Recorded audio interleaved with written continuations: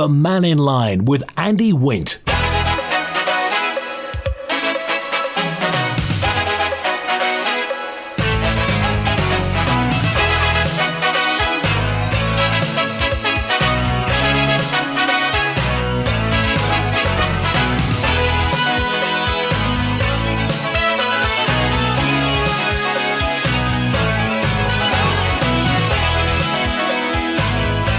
Well, we need a new airport director.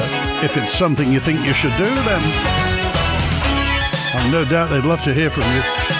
Gary Cobb took up the role just over 2 years ago and will be leaving to take up an opportunity elsewhere, so we wish him well. Thanks to Gary Cobb. He's been on Mannin Line a couple of times and he'll be there for another couple of months. We've asked the government what they have to say about it, and as soon as we've heard from the government, we'll tell you. Bus Van is formally applied to remove the service, number 28 bus service, if you want to travel to Cregneash and the Sound.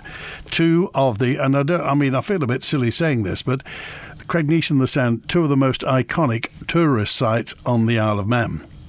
No bus service. The removal of the hourly non-core seasonal service because of not getting funding, that is. The Russian MHK, Joan Watterson, you've heard, told Manx Radio that historically Cregneash gets 200,000 visitors a year, and not all of them go in coaches or in their own vehicles. Now, is this the way to regenerate tourism? Is this the way to get people to... And this isn't nowhere. This is the folk village. This is Cregneash. And the Sound, one of the most iconic views on the Isle of Man.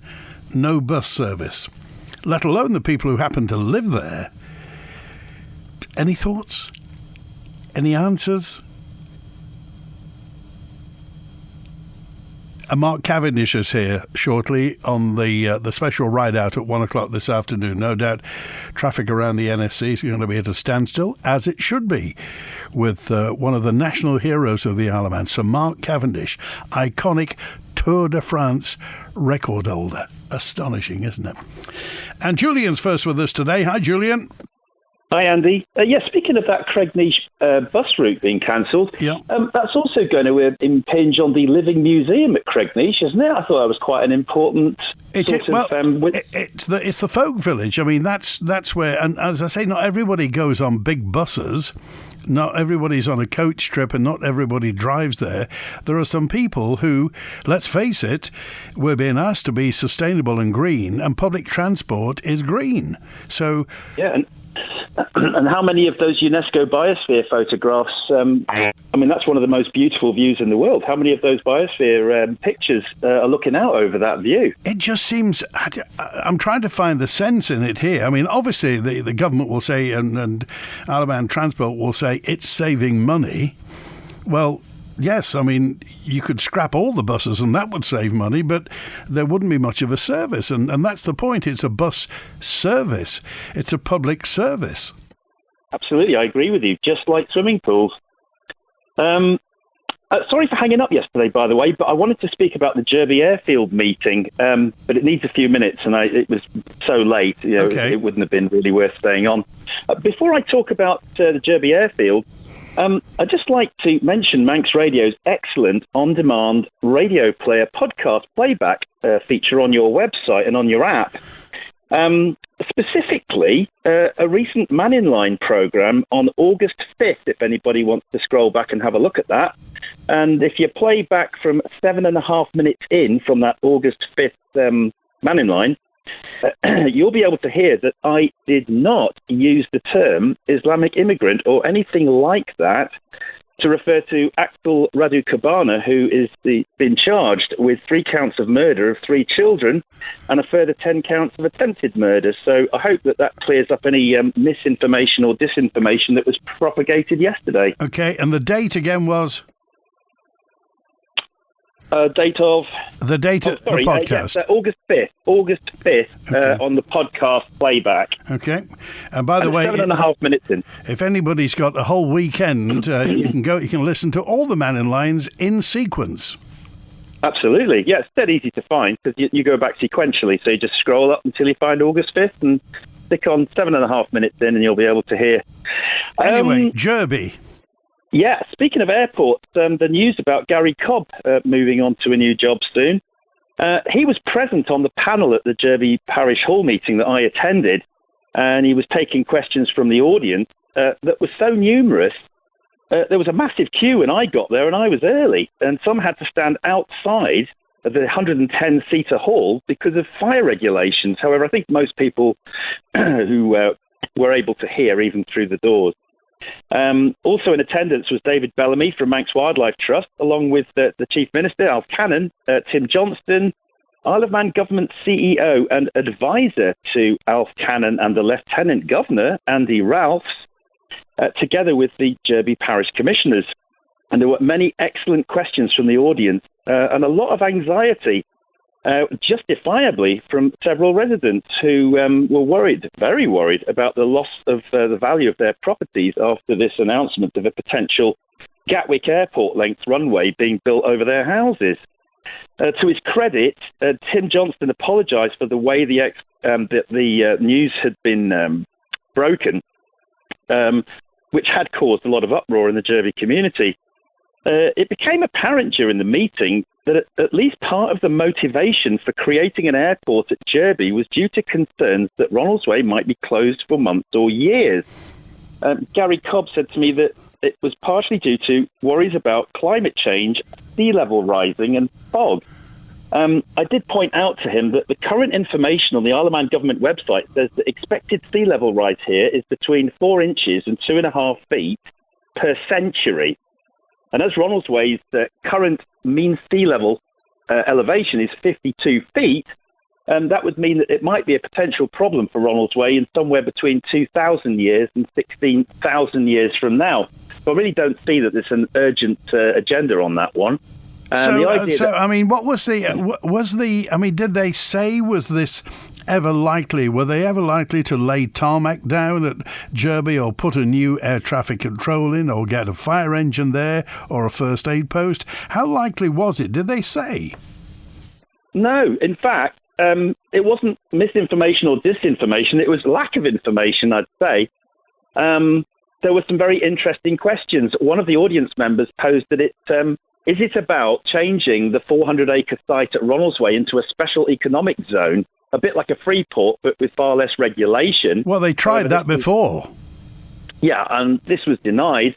I asked a question, which was, is this some form of military intervention, especially given that it used to be RAF Jurby and all the news coming out about, Ukraine and Russia and Iran.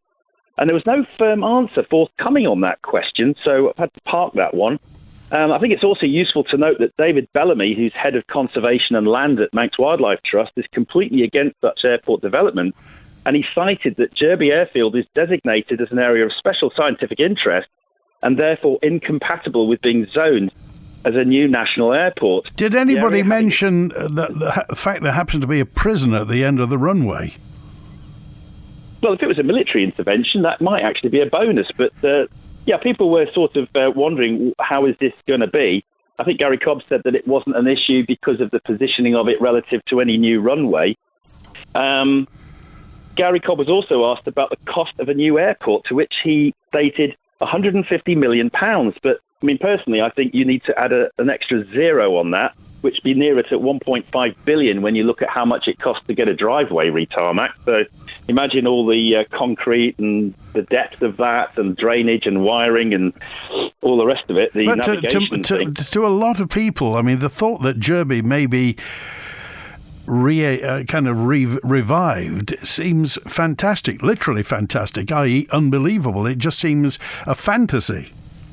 Yeah, some some sceptics might think that it's a distraction from something else going on, a bit like a magician with his hand up on one side saying, look here, whilst the other hand's doing something else. I mean, who knows? But we all understand contingency plans, and let's say if something happened, I don't know, if the ground suddenly erupted under the runway at Ronaldsway, you would say we do need a contingency, and there is a runway of sorts at Jurby. It is used of sorts at Jurby, and it could be renovated, but I mean, only in the case of, military information. If somebody accidentally dropped a bomb on Ronaldsway runway, would you do that? So it's difficult for the ordinary person to figure out how is this bubbled up?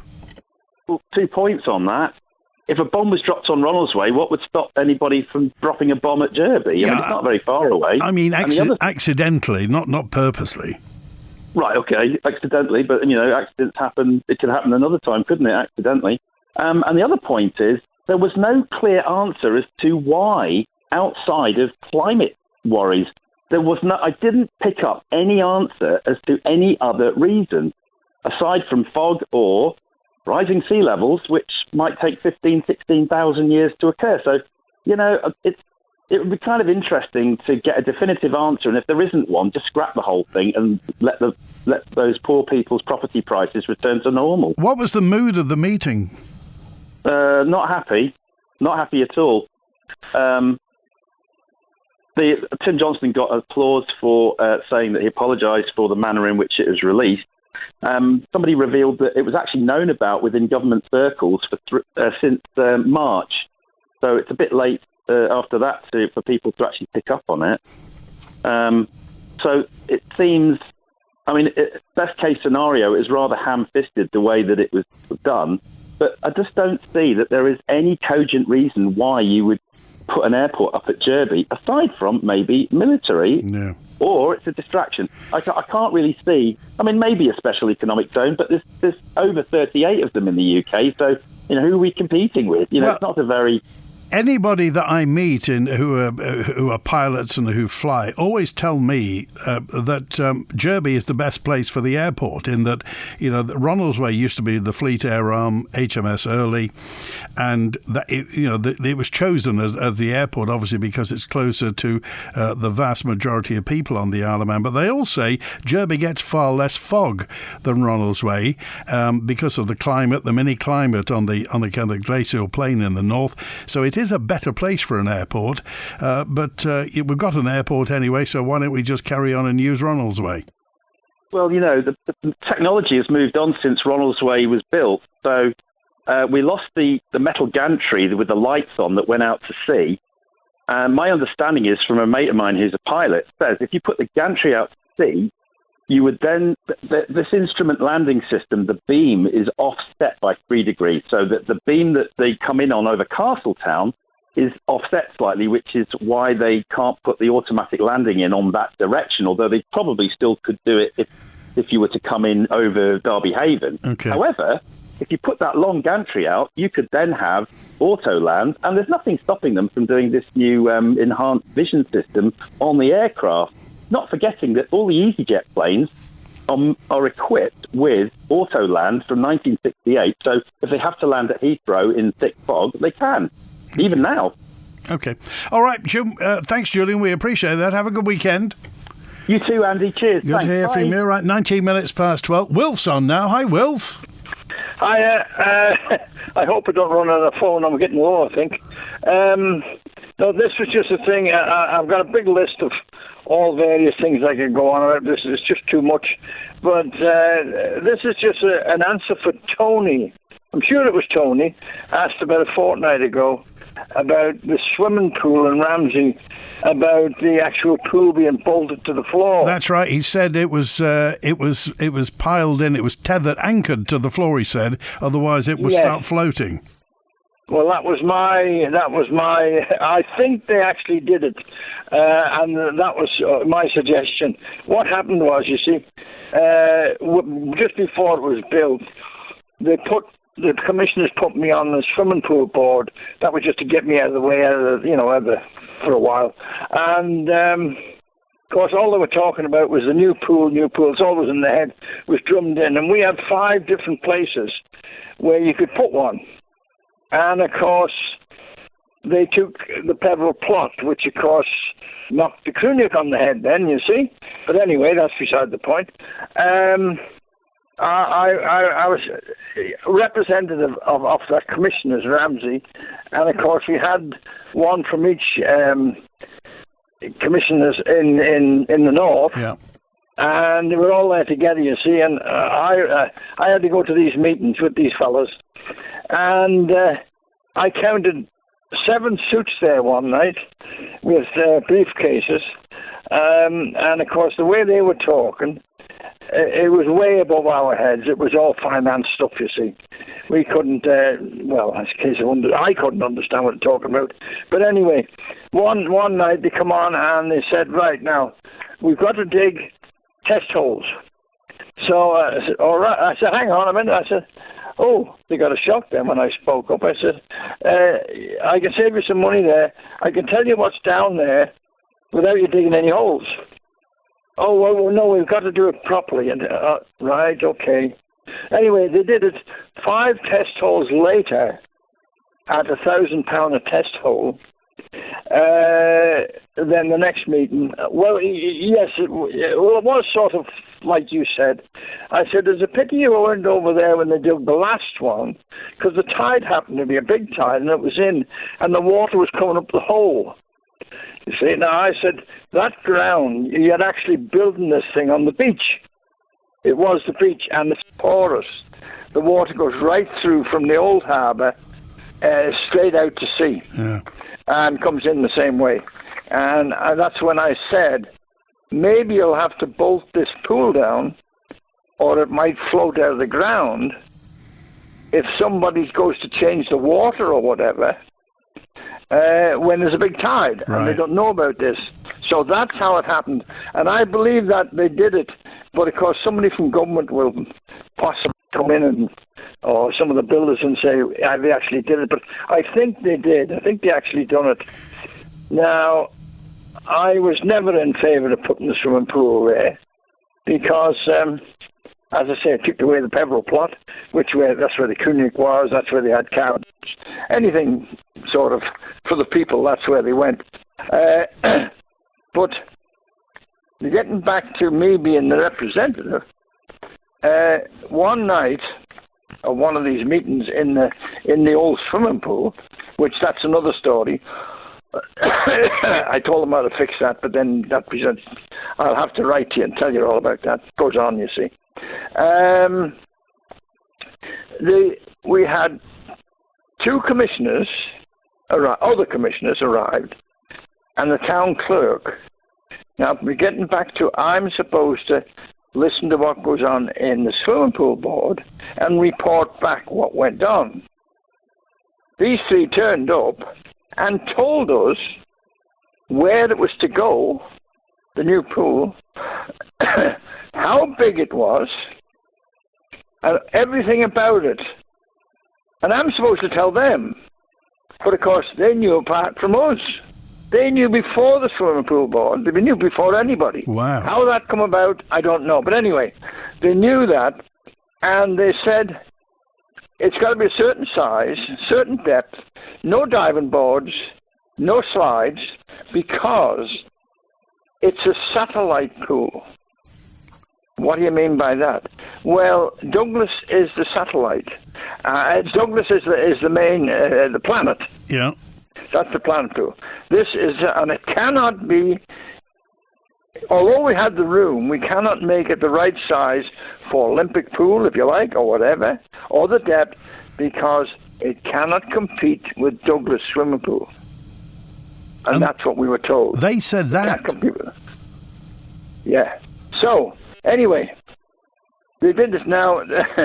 Another thing, I don't like it at all. It's built in the wrong place. It's built the wrong way round. It's got no windows in it. It looks a horrible building. It's got no. You've got to put the lights on all the time because I said there's no natural light going through. And instead of facing to sea like the old one did, it faces Mezeron containers right in front of it. But anyway, that's beside the point. There's something else which people should know is I don't know what chemicals they put in the swimming pool these days, but have you any idea where it empties? When it does empty? Well, presumably into the sluice, into the sewers. No, into Ramsey Harbour. No. Yes. If you go to the end of the swing bridge, there's a little slip there to the left, heading towards the shipyard. Go down there and you'll see a post standing up.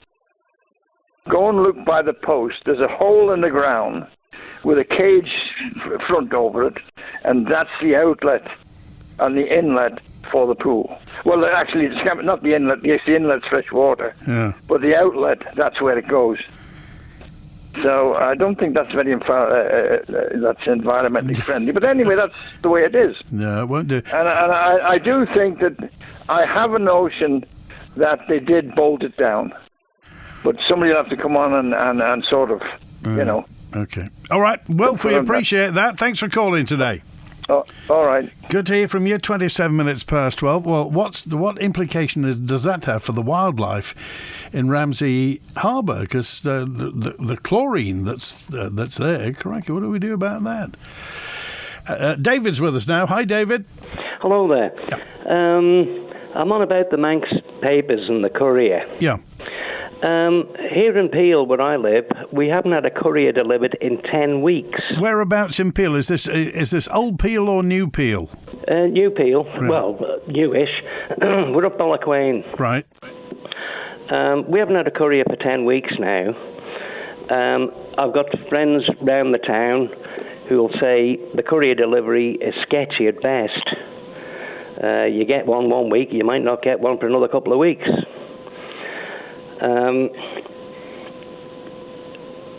The thing is, you used to be able to get the courier in one of the paper shops in Peel. Yeah, well, just pick one up free. Yeah, that was mainly for the country people who don't get a delivery. Well, they stopped doing that for some reason quite a long time ago. So if you don't get one, you haven't got an opportunity to go and pick one up. But also, they've jacked the price up on the Examiner and the Independent to $1.90, and we're getting less in it. We no longer get road closure notices, or various other things that are really important. Yeah. And if there is something important, they give a headline and tell you to go to a website. Well, if you're buying papers, it usually means you're not on the internet for some reason.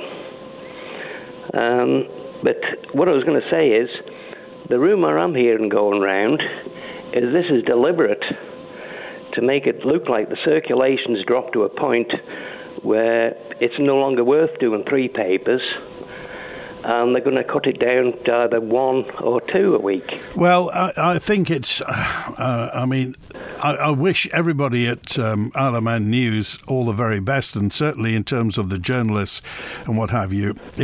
But newspapers are a sunset industry, David. Newspapers are going out of business everywhere. It's a lifeline for people that aren't on the internet. Sure, no, I understand, and they've got to find a commercial model that works for them. But you just wonder, not delivering the courier seems a bit counterproductive. And like I haven't had a courier for 10 weeks now. What is the point of trying to advertise in the courier? You're paying money for nothing. If the customers aren't getting it, your advert's pointless. Yeah, okay. Well, it will be interesting to know. We got this report about people in Onken saying they've heard it's not going to be delivered. If you say you haven't had one for 10 weeks in Peel... Well, my sister down in Ballath, she didn't get one last week either. And, it's just all the time they've been doing the pre-deliveries, it's been sketchy. I've rang them up many a time in the past, and I've given up, because you get the same old, staff sickness, staff shortage, or we'll just look into it. And then you'll get a delivery for 2 or 3 more weeks, and then it'll go off again. So I just wonder why they stopped putting it for free inside some shops. Just put a box of them in the shops and people can help themselves. Yeah, well, I don't know why either. Because, country people were coming in, do their shopping on a Friday or whenever, or Saturday, and they were able to pick one up. And anybody that didn't get one delivered had a chance of getting one. Well, we wish them well, and certainly, as you say, for advertisers, it's not a good look, to be quite honest. Okay, well, we appreciate that, and let's hope everything they hear this and something gets done about it, David. Something will happen for a short while, and then they'll go back to their old ways. All right, okay. I'm not confident of any improvement. Right. All right. Thanks for calling anyway, David. Have a good weekend. All right, bye then. Good to hear from you. 29 minutes past 12. We wish them well. It's a dire time. I mean, and I'd use that word advisedly. It is a dire time in the world of newspapers, particularly in the UK. Bluntly, they're going out of business because, again, bluntly, young people simply don't buy physical newspapers. Older people buy newspapers, as you heard, and like reading newspapers, but a lot of people who are tech-savvy, people who are on the internet all the time, get their newspapers, get their news elsewhere online. Of course, Isle of Man newspapers, a long time owned by the Scottish company Johnston Press, is now owned by the Tyndall Group. Tyndall was started by Ray Tyndall, who was very, very big believer in newspapers. The Tyndall Group is they operate regional newspapers and radio stations across the British Isles, and they own Isle of Man newspapers. Anyway, we wish them well. Let's get back to the lines on Mannin Line today, and I think we've got, let me see here, it is Mark with us. Hi, Mark. Hello there, how are you? Good, thanks. Yeah, Mark. Good stuff. Another voice, I'm afraid, on the subject of green energy and all that kind of stuff. And before anyone starts thinking I'm a green eco warrior or whatever, I've got a V8 engine in my car, so I'm not that necessarily green. But I'm also fortunate enough to be someone who's been able to afford to get solar panels on my house. And I know there's a lot of people who have been on the show saying things like green energy doesn't work. And if you look on the internet, you can see it everywhere that it doesn't work. Yeah, well, welcome to the 1990, gentlemen. That's how search engine optimization works. You can search for anything, you will find it. My solar panels, I've got 11 on them on my house. They cost just shy of 10 grand to install. And currently, with the questionable summer we're having, I'm still generating 2/3 of the energy I use in my house. During the day, it's obviously, well, not obviously, but I'm at work, so I'm not using electricity, so I'm selling some back to the grid. I also have a battery, which costs about 10 grand as well. So, for an overall investment of 20 grand, I should have a repayment of the investment within 6 years, and they've got guarantees for the panels of 20 years, the batteries 10 years. Looking at the costs or the predicted costs of these wind turbines in the many, many, potentially up to hundreds of millions, why wouldn't the government, for example, just look at, I don't know, say there's 25,000 buildings on the Isle of Man. Give everybody full retail cost of, say, 20 grand for the solar panels and batteries. Boom, in the summer, you've got 2/3 electricity generation by natural energy for a fee of much less than wind turbines. You don't have the microplastics and all that coming out of it. You also don't have the planning issues that are associated with it, because I know a lot of people are concerned about the height and, the obstruction to visions, but stick some solar panels on every single building. They're not obtrusive. A lot of them blend in somewhat to the roof space. And yes, every person that then owns a property that's had these panels installed is then getting cheaper electricity. How much does MUA, how much does Manx Utilities pay you for electricity? 9 pence. So, yeah, I don't get a lot of money back for generating it. But as I say, I'm currently using 2/3 of my generation. So my electricity bill is reducing by 2/3, not including the price they buy back from me. Now, if you think the government, just as an example, I'm not saying they would, but if they stuck solar panels on 25,000 different buildings, many people are going to be at work during the day, so that's a lot of energy that can then be put back onto the grid. And going back onto one of your callers yesterday, using one of their examples, we could sell, the government or the Isle of Man could sell that energy back to the UK and generate their own carbon credits. Or buy a whole bank of batteries themselves and store it for usage. We're not the sunniest place in the world, but little old me's getting 2/3 reduction on my bill from having these solar panels on there. Mark, why did you take the decision to invest upwards of £20,000 in this? My theory was better to have and not need than need and not have. I'm not looking to stay in my house forever and a day, but new building regs say, if you look on all these new estates, houses have got their solar panels on. I've got a very old house from, built in 1905 or something. So when I come to sell my house, people may look and think, do I pick this brand new shiny house that's got solar panels and all that kind of stuff on it, or do I pick this older house which could have issues with its construction or leaks or whatever, damp, cold, whatever? It hasn't got, I'm just saying. But, if I've already got the solar panels installed, right, it's less of a hurdle for a potential purchaser to overcome if and when they want to buy the house. Interesting. So that's why I did it. But as I say, the panels have got a 20-year guarantee on them. Job done. And also, it's if we build half a dozen turbines, you might create, a dozen jobs for maintenance and all that kind of stuff. But if you've got 25,000 buildings, how many new electricians are you going to create jobs for on the Isle of Man, or installation engineers? Because it's not just once they're in. You've got the ongoing maintenance and stuff. It's technology. Technology fails. So you will have panels that will fail within their guarantee time for 20 years. So you'll get them replaced out. You will have battery failure. That will need to be replaced. And that 20 grand is based on, full retail price. I'm sure if somebody like a government was to approach Elon Musk or another manufacturer, lots of other ones are doing it, and say, right, we want to get 250,000 panels and 25,000 batteries, you're going to give us a bit of discount and you can use us as a bit of marketing PR for your business. You should be negotiating for the government, Mark. Well, thanks. But the other thing as well that seems, other people have mentioned it before, David, I think it was, in Onken, complaining about the pylons for the internet and stuff. Again, I'm fortunate enough to be able to afford to get Starlink in.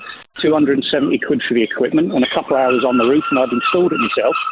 But as long as you've got clear sky above your property, you can have Starlink. I'm getting on average 280 megabits per second, whereas my old fibre that I had from a local provider, I was only getting 80 meg.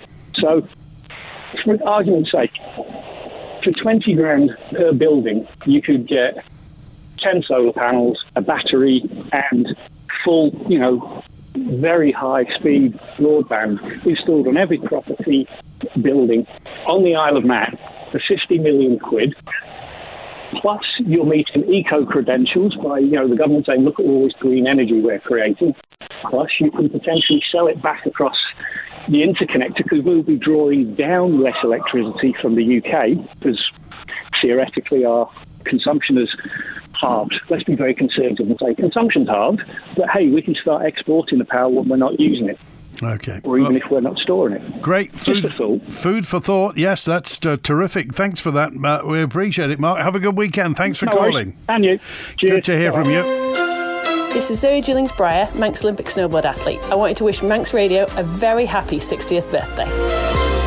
Thank you, Zoe. And before 1 o'clock after Mannin Line today, we're back in the archive with Fred Moore, Peter Nichols and Bobby Goldsmith, sharing memories of their time of the local defence volunteers during World War II. Fred, Peter and Bobby after Mannin Line. Caring for a loved one with special needs can be overwhelming. With my mobility issues, I find it difficult to manage. This is when Top Care Nursing can help. Proud to be an Isle of Man Award for Excellence winner, their friendly, professional team of carers and nurses offer a wide range of home care services.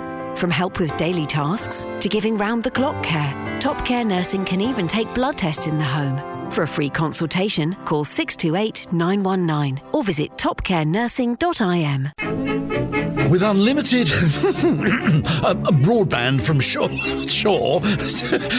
from £39.50 a month. You'll be laughing. Shaw Fibre Broadband. It's the lowest price on island. For more details, see us in store or visit shaw.com. T's and C's apply. The Ramsey Garden Centre sale is now on, featuring a huge range of garden items at vastly reduced prices. Don't delay. Grab a garden bargain now. There has never been a better time to visit Ramsey Garden Centre. Open 7 days a week on Albert Road, Ramsey. We make oil heating easy with our range of services. Whether it's our free smart tank monitoring systems or just our efficient all-island deliveries, Ellen Vannin Fuels has it covered. Call us on 844 000 to find out more. Coming up, we have another winning weekend here on Manx Radio. And this time you can win a bespoke staycation at Trail Lodge worth £600. Trail Lodge is located at Silverdale in the south of the island, and the self-catering accommodation offers cycle hire, as well as the nearby boating lake and play park. Head now to our social media pages to watch a video tour of what you can win. And then listen out for the window of opportunity to open across tomorrow and Sunday. And text the answer to a question that will be pinned to the top of the Manx Radio Facebook page. Make this your winning weekend with Trail Lodge and your nation station Manx Radio. The Mannin Line with Andy Wint. It's all building up at the NSC. The Mark Cavendish ride out is at 1 o'clock today.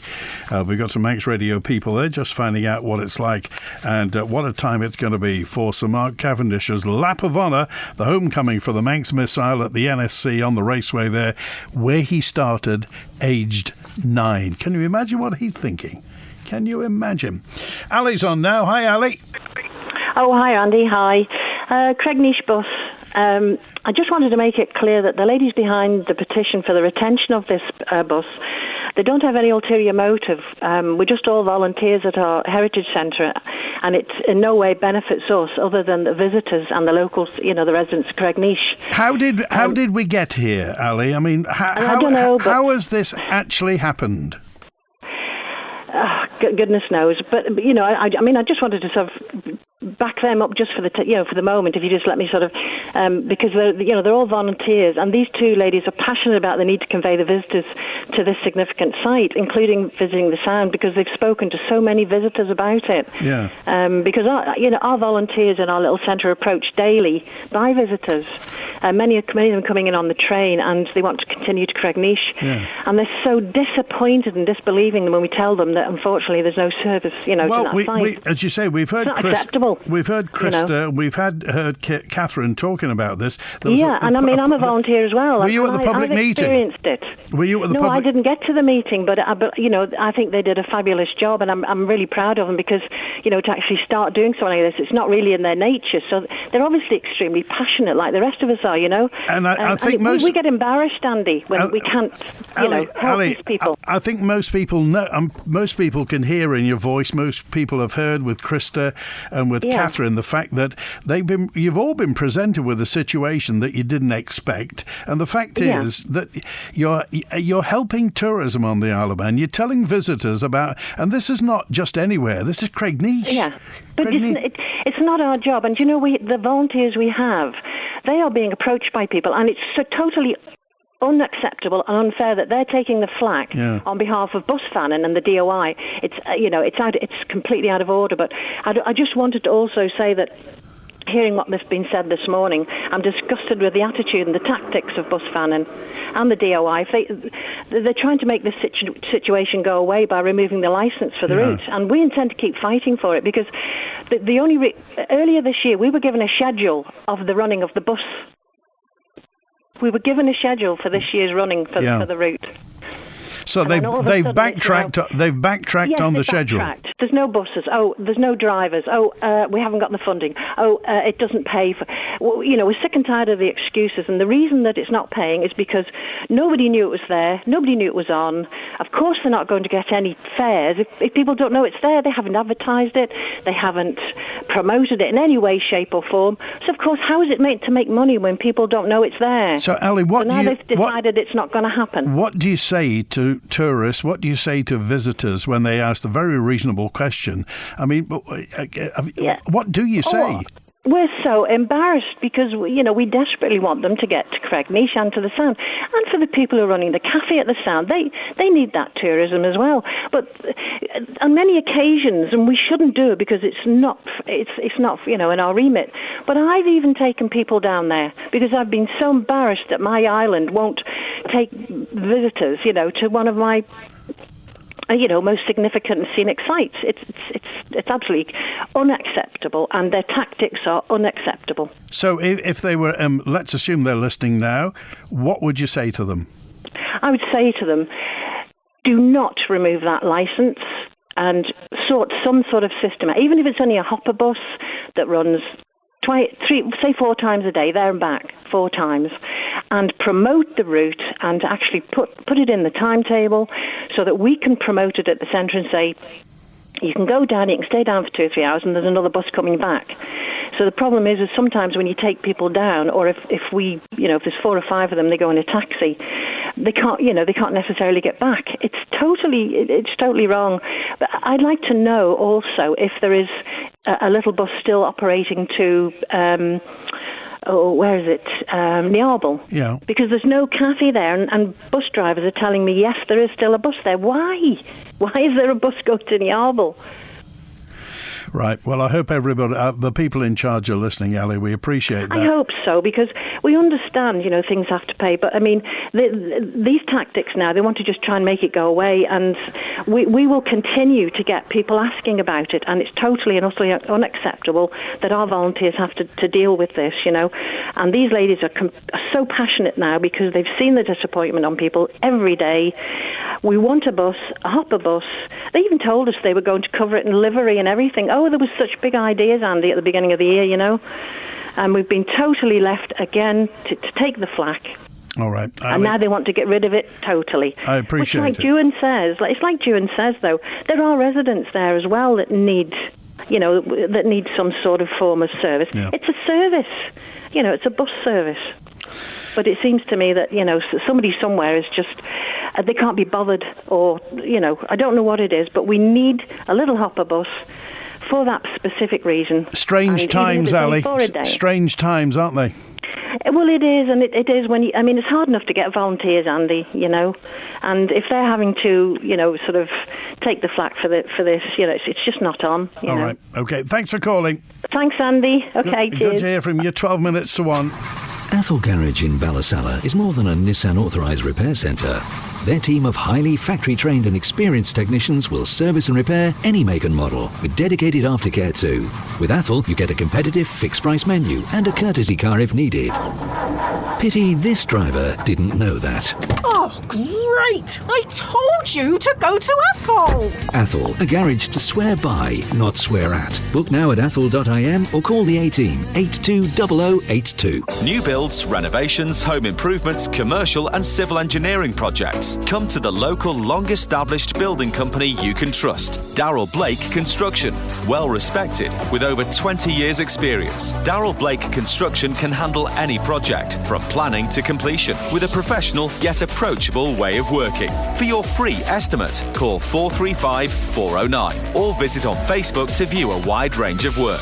Darrell Blake Construction. Committed to quality. When I decided to get a motorised chair to help my wife, we went straight to Millie Chaps. Why? Because we were impressed by their superb range. And, of course, a comfortable chair is something you really need to try before you buy. We spent plenty of time to decide what was right for us, and the friendly expert staff at Millie Chaps couldn't be more helpful. I also discovered they have motorised beds too, so we're going to go back to Millie Chaps to give them a try. For motorised chairs and beds, go and see the range for yourself at Millie Chaps of Ramsey. The Ginger Hall has it all. The Ginger Hall Sulby is open throughout this Manx Grand Prix. Come and enjoy traditional bar food with a great viewing position for all the action. But make sure you check the race schedule for early road closures near Sulby. We also have takeaway food available all day from the hatch. Check out our Facebook page, The Ginger Hall Hotel, to find out more. The Ginger Hall really does have it all.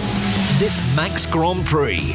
Former Douglas East MHK Chris Robertshaw has been called a lot of things over his time in business and politics, but shrinking violet was never one of them. Chris has lots to say about the current state of Manx politics, and the biggest challenge is how we'll fit it all into perspective this Sunday at 12 noon on Manx Radio with me, Phil Gaughan. How many of Chris's catchphrases will we fit in? I expect smaller, smarter government, single legal entity and the old favourite silo mentality will all make an appearance, but will any of this find receptive ears in Tynwald? Regardless, expect a political blast from the former minister. The Mannin Line with Andy Wint. And Bonzo's with us now. Hi, Bonzo. Yeah, hi. As Ali was saying about buses to Niarble. What constituency is Niarble in, by the way? Niarble. Is it in Glenfaber and Peel? Is it? Oh, well, and who's one of the MPs for Glenfaber, MHKs for Glenfaber and Peel? Tim Crookall. Who happens to be? Minister for Infrastructure. Yeah. Strange, weird coincidences and all that. Anyway, when it comes to Cregneash, well, this is the time of year when government starts negotiating the budget. Right, so various departments will be going around saying, this is the money we want, this is the money, and then Treasury will say, this is the money you can have, and then they'll have a big argument. Now, so various departments will come up with various ways in order to encourage Treasury to give them money, such as doing or saying they're going to do things or actually doing things which are unpopular. And then there'll be a great big backlash of publicity about it, and then hopefully they'll get more money. DOI are pretty indifferent about whether there's a bus up to Cregneash or not, or whether there's a piece of tram line going to the sea terminal or not. Their issue is who's going to pay for it. And in the current environment of finance, it's going to be a question of that has to be paid for by savings in other parts of their budget. And they just say, well, we haven't got enough money anyway. So, it's all part of the cut and thrust of these things. Do you think the number 28 bus service then will stay, or do you think it's going to go? Firstly, I think it ought to stay, in the same way that the Will of Tynwald has said time and time again that the extension or the restoration of the horse tram to the sea terminal should actually happen. And I think it's a question of perhaps various people taking the Minister for Infrastructure and his Chief Executive around the back of the bike sheds for a very good talking to. But you see, taking away a bus service, I don't want to overstate it, but this frightens some people, this perturbs people, doesn't it? Yes, of course, and that's the point. The point is to produce maximum public reaction to say, no, DOI must be given more money. So they're using the public's reaction to get more... Seriously, that's how it works? Yeah, yes. This is real politics 101 stuff, isn't it? Well, okay. All right, Bonzo, have that. Thanks for being with us. Have a good weekend. And you, bye. Good to hear from you. We can't afford to run a bus, says G. We can't clean a bus shelter, and we can't cut the bushes. We're so broke, it's time for government to make staff savings, says G.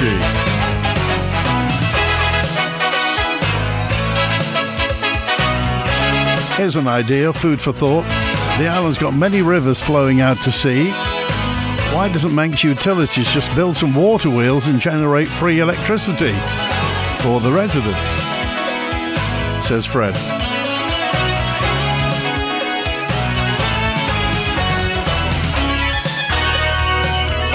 Just to let you know as well, Andreas Racing Association used Jurby as a race circuit, says Esther. They'd be dodging in and out of the planes, wouldn't they? That's it. And remember Winston Oliver? Remember the Jurby air shows? Wow. Right, that's it. Thanks to Chris Quirk on the phones. Have a great weekend. If you're going to see Mark Cavendish, give him a wave, and I'll be back Monday lunchtime.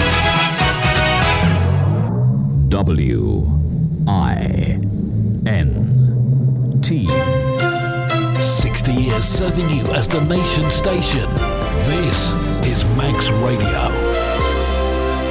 From its birth in 1964, and as Manx Radio got into its stride, there was the opportunity to record many people whose memories went back decades and who, if they hadn't been recorded then, would no longer be available to chat about their experiences.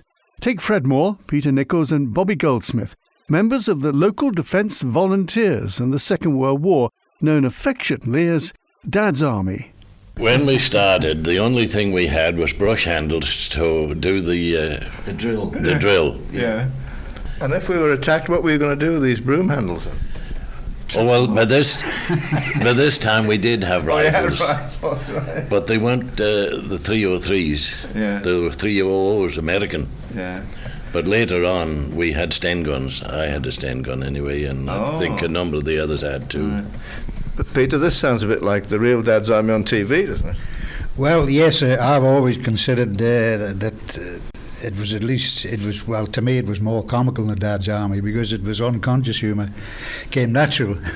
But I was only in it a relatively short time compared to these gentlemen. I joined in 1941 when I was 16. And then 2 years later, in 43, I was called up anyway. I was very keen on shooting. I used to go out on the rabbits a lot, and I had a 2.2. And of course, I had word I had to hand that in. And then I found out that if you join the Home Guard, you get a permit to keep it, ostensibly to facilitate your training. So I promptly joined the Home Guard and got a permit to keep the rifle. Yeah. But anyway, they would, although I had a permit to keep the rifle, they wouldn't give me a permit to buy ammunition. But however, there were ways and means of acquiring it. So you shot a few rabbits in the wall then? Oh, you said, well, of course, all the land where Onken Park is now was all into the internment camp, and it was cultivated by the internees under the auspices of the Board of Ag. The late Wilfred Halsell was the head man, and Willie Kane, one of the Camlock Kanes, was in charge of the workers, and all the land behind where I lived was in cultivation, and Willie used to see I was all right for a few shells. Yeah. But well, I was in the Onken half of B Company, Onken Home Guard, which is a half company commanded by the late Mr. Jimmy Ritchie, captain as he was in those days, and we had several lieutenants. Lieutenant Bill Marshall, Mr. Richardson, who was the Onken librarian, Walter Moore, who was a haulage contractor. We seemed to have more officers and NCOs than private soldiers, really. Part of island life for 60 years. This is your Manx Radio.